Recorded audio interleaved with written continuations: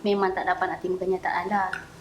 Semua orang takkan dapat terima bila dah sakit ni kan. Lagi-lagi penyakit kronik ni kan.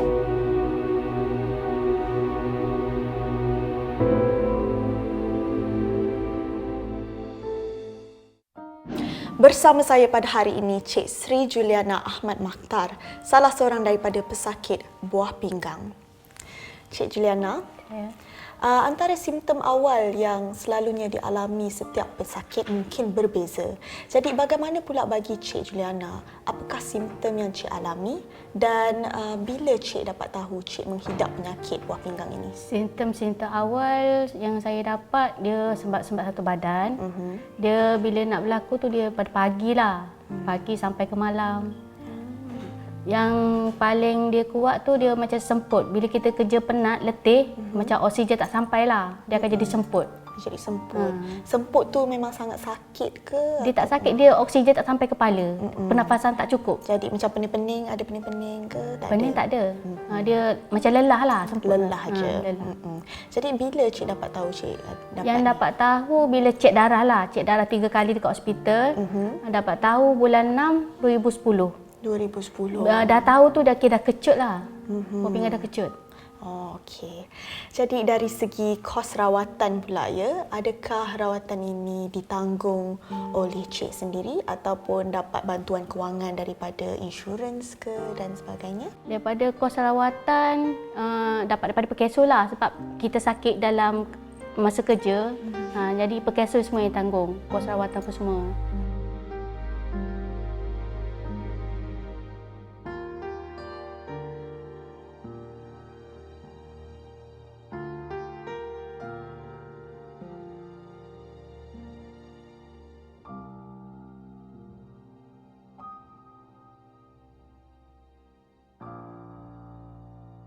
Tadi saya ada perasan Cik Juliana berniaga kecil-kecilan di hadapan rumah Cik dan saya kagum dengan fikiran positif dan semangat Cik untuk berniaga walaupun menghidap penyakit buah pinggang ini. Jadi sebagai perkongsian, boleh Cik ceritakan sikit bagaimana perasaan Cik ketika menghidap, pertama sekali menghidap penyakit ini?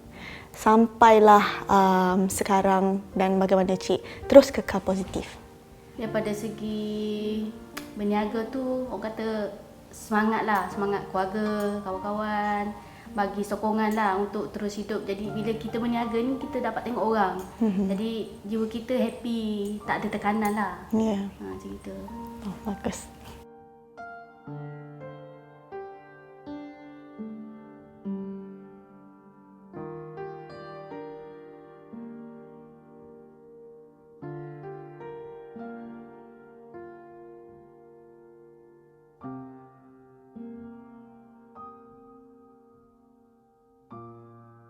Jadi tu dari segi makanan. Bagaimana pula dari segi rutin harian yang Cik selalu buat? Adakah Cik bersenam ke, berjalan ke untuk meningkatkan lagi kesihatan diri? Setakat ni untuk kesihatan lah, saya cuba buat alternatif iaitu urutan terapi serajan. Untuk mengekalkan kesihatan lah. Dia boleh menghasilkan peluh yang banyak. Tak perlu nak berjoging, tak perlu nak mengayuh basikal. Itu dah cukup untuk bagi kesihatan lah. Boleh huraikan lagi apa itu?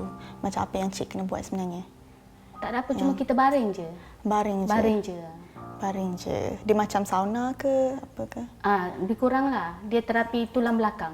Oh, terapi tulang belakang. Tulang belakang. Okey, jadi apakah harapan Cik buat semua? Harapan nak sihat macam biasa, tak nak bagi susah orang ramai, terutama ahli keluarga. Kalau boleh nak berdikari sendirilah, tak perlu nak minta bantu orang lah.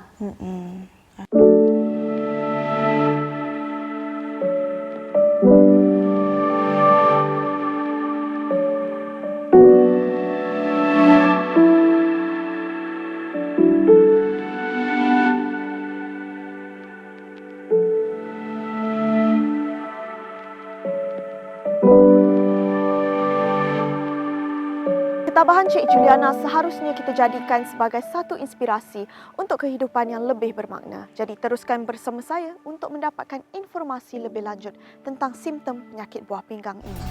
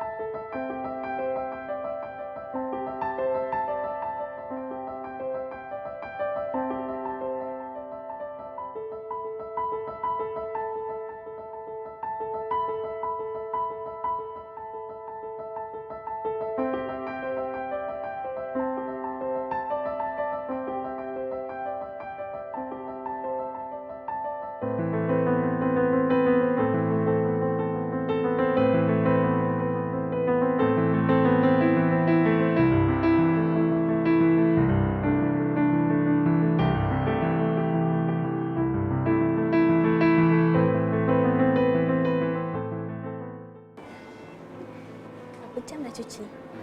So far okey kan? Doktor, Okey.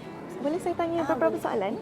Jadi doktor, apakah cara rawatan untuk pesakit gagal buah pinggang tahap akhir selalunya? Okey. Secara umumnya kita cara rawatan pesakit gagal buah pinggang tahap akhir dia terbahagi kepada 3. Jadi yang biasanya yang pertama kita renal transplant ataupun kita panggil transplant buah pinggang. Tapi di situ dengan syaratnya pesakit dia memenuhi kriteria lah untuk screening dan juga memiliki donor ataupun penderma. Untuk didermakan biasanya kita ambil pasangan ataupun ahli keluarga terdekat. Jadi bila pesakit ada syarat-syarat tersebut kita akan merujuk pesakit kepada hospital lain lah, hospital besar lain sebab di HUSM kita tidak terdapatlah prosedur untuk renal transplant. Yang kedua, kita ada pencucian buah pinggang ni melalui air dan juga darah. Jadi air itu yang kita kata tadi peritoneal dialysis. Yang kedua peritoneal dialysis di mana peritoneal dialysis ni dia catheter ataupun wire tank-off. Tank-off tu akan dimasukkan di bawah pusat, ditanam di situ dan dia akan masuk ke dalam peritoneum. Peritoneum tu adalah selaput. Ya, perut lah kan? Lapisan perut dia melindungi abdomen dalam organ dalam yang lain kan. Jadi dekat situ bahan kumuh semua tu kumpul dekat situlah, urea tinggi, kreatinin tinggi, fosfat dia akan dibuang melalui wire tank-off tadi. Dan kita akan gantikan dengan cairan dialysate daripada beg cuci air itu sendiri. Jadi cara dia macam tu. Yang ketiga kita ada hemodialisis, cuci darah. Itu saya tahu. Itu selalunya kita common lah kita dengar kan kebiasaannya. Hemodialisis orang tahu cuci darah ni hemodialisis saja, dia tak tahu yang cuci air. Jadi hemodialisis ni dia adalah pencucian melalui darah di mana kita memerlukan akses ataupun jalan untuk menghubungkan pesakit dengan mesin darah, mesin dialisis ni. Seperti Kak Juliana buat ni lah sekarang ni. Jadi kita akan biasa ada dua lah akses. Yang pertama sekali melalui yang catheter ataupun kita kata sementara. Dia ada sementara dan kekal. Kalau sementara dia ada biasa tak Hani tengok ada macam wayar dekat leher. Ya pernah. Yang tu kita panggil IJC kan. Catheter melalui leher ataupun peha. Yang tu untuk sementara. Sebab apa? Yang keduanya kita ada tapak. Tapak ni kekal. Yang fistula kekal. lah. Selalunya dia buat dekat tangan ya. Dekat tangan fistula tu. Biasanya fistula pun nak buat tu dia makan masa untuk dia matang, lepas buat bukan boleh terus pakai. Jadi kita akan pakai yang akses sementara tadi. Sementara kita akan pakai wayar leher sebelum yang tetap. Bila dah tetap ni dah functioning okey, kita akan buanglah wayar ni, pakai kekal sampai ni fistula tu.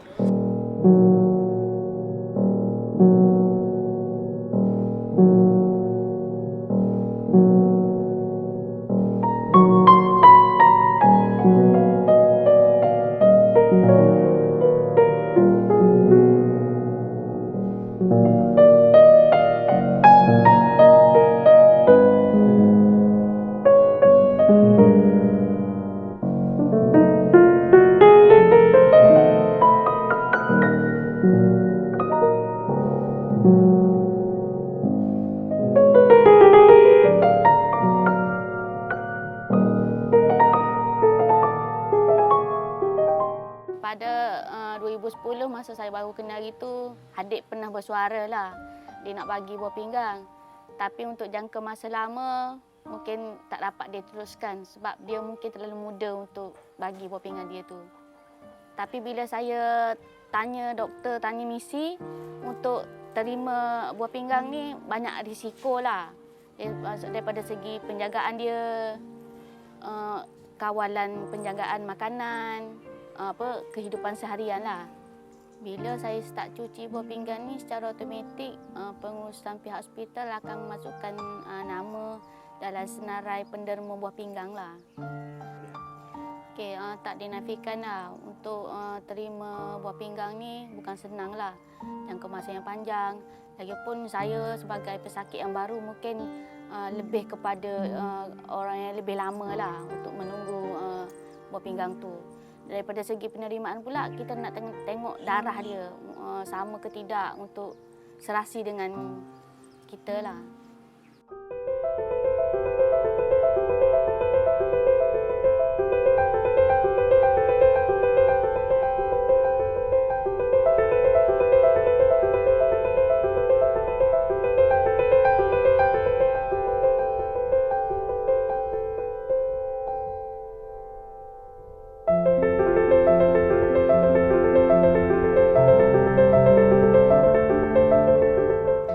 Tadi kita telah pun mendapat informasi tentang rawatan dialisis. Jadi teruskan bersama kami untuk mendapatkan informasi lebih lanjut tentang penyakit buah pinggang bersama Dr. Imran selepas ini.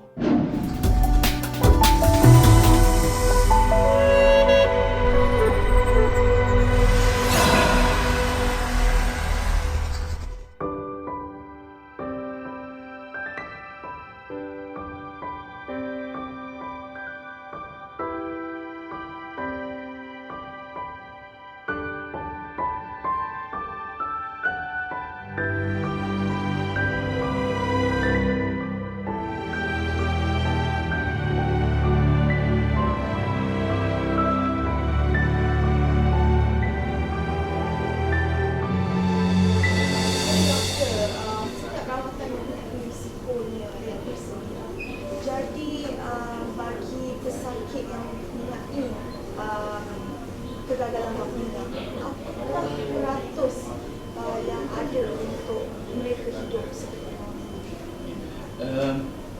ini adalah satu persepsi yang kita biasa temui apabila kita menasihati pesakit untuk menjalankan rawatan kegagalan buah pinggang dialisis. Kebanyakan pesakit mereka merasakan sukar untuk menjalani rawatan dialisis kerana beranggap selepas mereka mengalami rawatan dialisis, mereka tidak akan mampu hidup seperti biasa lagi. Ya, betul. Apabila kita mengalami kegagalan buah pinggang, ada beberapa komplikasi dan juga kesukaran yang akan dialami oleh pesakit. Namun, apabila pesakit melalui proses dialisis, sama ada hemodialisis ataupun CAPD, kebanyakan pesakit kita masih mampu hidup seperti biasa juga. Ada limitasi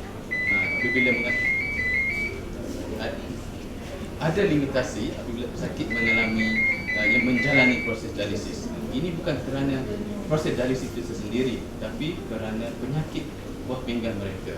Contohnya apabila pesakit yang mengalami kegagalan buah pinggang, salah satu komplikasi mereka tidak mampu lagi menghasilkan air kencing. Jadi dalam kehidupan harian mereka harus menjaga berapa banyak air yang diminum oleh mereka supaya tidak mengalami kelebihan air dalam badan.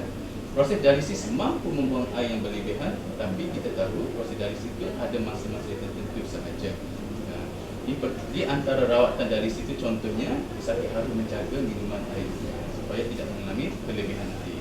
Tapi apabila proses dialisis itu berjalan dengan lancar dan pesakit mengikut jadual yang ditetapkan, kebanyakannya akan mampu menjalani kehidupan seperti biasa.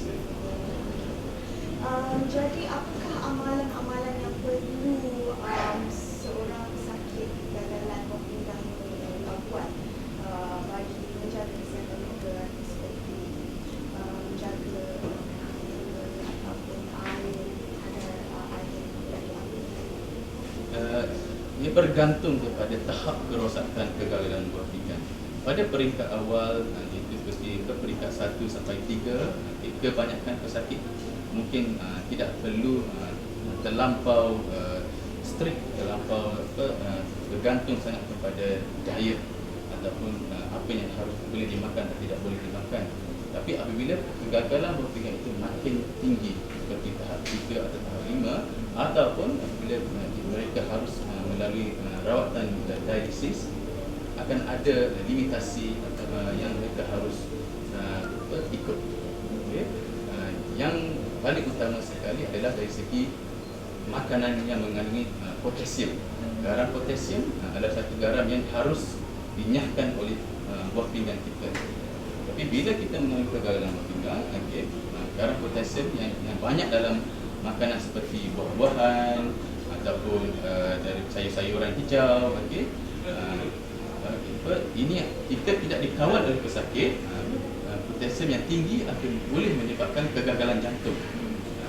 Ataupun pesakit mengalami kegagalan buah pinggang dan tidak mampu membuang air kencing seperti biasa, seharusnya pesakit harus menjaga air banyak mana air yang diminum oleh mereka.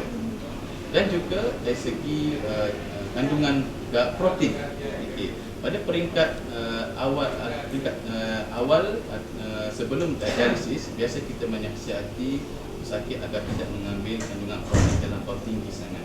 Kerana protein inilah yang akan dicernakan oleh badan, dan bahan sampingan daripada protein inilah yang harus dibuang, dicuci oleh buah pinggang. Sebanyak protein kita ambil, kita membebankan lagi buah pinggang kita.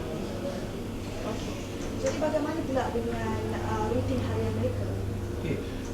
Kebanyakan pesakit kita menasihati mereka juga melakukan rutin harian seperti biasa sebaik yang mungkin. Okay. Tapi bagi mereka yang belum menjalani rawatan dialisis contohnya, ini mungkin akan dilimitkan oleh komplikasi yang mereka alami. Contohnya jika mereka mengalami kekurangan darah merah akibat kerosakan buah pinggang, mereka mungkin tidak mampu untuk melakukan kerja-kerja berat kerana keletihan. Tapi bagi mereka yang melakukan rawatan dialisis, mereka kehidupan harian mereka, pekerjaan mereka harus disusun supaya tidak mengganggu proses rawatan dialisis mereka yang biasanya 3 kali seminggu, dan satu proses dialisis mengambil masa 4 jam. Dan bagi mereka yang membuat rawatan COPD, aktiviti harian mereka haruslah tidak mengganggu dalam proses pertukaran air mereka. Saudara, pesakit buah pinggang yang tidak menjalani pembedahan pemindahan buah pinggang seharusnya mendapat rawatan dialisis secara berterusan mengikut jadual yang ditetapkan bagi menggantikan fungsi buah pinggang.